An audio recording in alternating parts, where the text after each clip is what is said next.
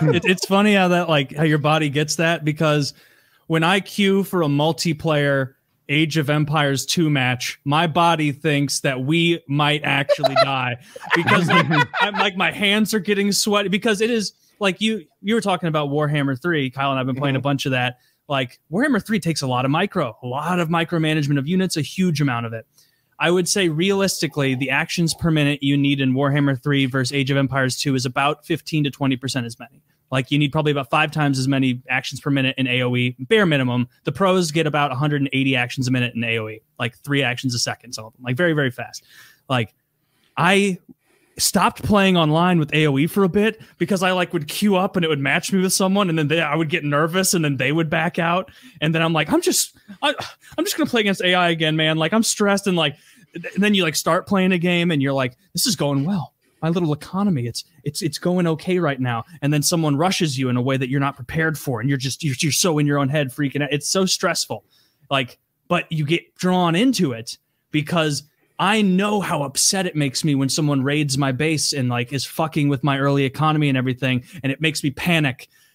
But I keep getting sucked in because I know that feeling of satisfaction when I'm the one fucking up their base early on. And it's just I know in my head, I'm like, this guy's fucking panicking right now. Like this guy's having a terrible time right now trying to deal with this. If he were a good player, he'd just wipe the floor with me, but we're both a similar tier of shit. And so yeah, I want to do a my love of gaming has been rejuvenated with AoE and Warhammer 3. I've been playing so much Warhammer 3 with Kyle. We've been having a fucking blast with it with people in the Discord and 1v1ing a ton.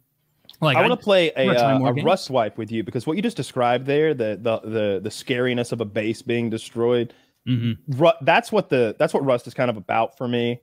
It's about going and taking someone else's base and protecting your base. There's a lot of running around and dicking around, but man, it's so scary when even raiding someone else's base, because to go raid another person's base, you have to bring your rockets out of yours. Now you're outside with those rockets in your bag, right? Someone can come along, kill us, and take our rockets. You can't imagine the work that went into making those rockets. All week has been about getting these rockets, and someone could just shoot us right now and take them. It's very scary. It's 4 a.m. in the real world, and we set alarms to wake up for our nighttime raids, because we want them to be fucking asleep in the real world and in the game. And in the game. You have to time it. So it's like a movie when they're all wearing ski masks and they're drilling a hole in the vault, being quiet about it. That's how I raid. We're sneaking in, trying not to make a lot of noise. I'm down to try Rust. It's silly. In FPSs, I'm definitely going to be a liability for a while on teams, but yeah.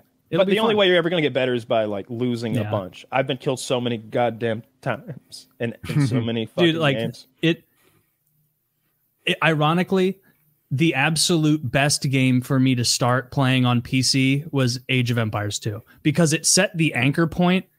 Because that was the first PC game I ever set up a shit ton of hotkeys for, it made me think that I was going to have to set up dozens of hotkeys for every game I play. Because in AoE, I have one for a villager, there's 15 of them for select all barracks, select all this, QA for build a farm, QQ, all these other things. And so in my head, I was doing that for months and months and months, getting real quick at it. And I'm like, I feel like I'm kind of ready for other games. Maybe other games won't be too intimidating for me now because I'm good at this really old one.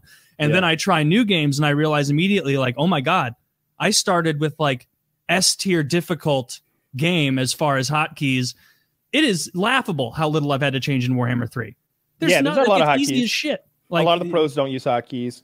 I think where I can take bong rips in the middle of games during Warhammer 3, and you do.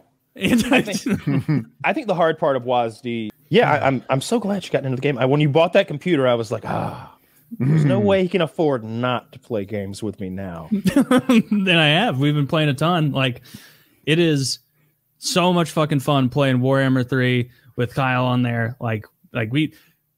Sometimes we get we do 2v2s, and then we'll with us Patreons a couple other patrons in there, and we had a funny one last night with a couple of patrons in there. We had set up and we were doing some 2v2s, and everybody's been getting better, and so Kyle and I were on the same team for this one, and we weren't doing domination, we were doing land battle, which much less skill gap. Fight to the death. It's a fight to the death, just fighting to the death. There's, if Kyle and I were 2v2 in them in domination, it wouldn't be fun because we just control everything the whole time.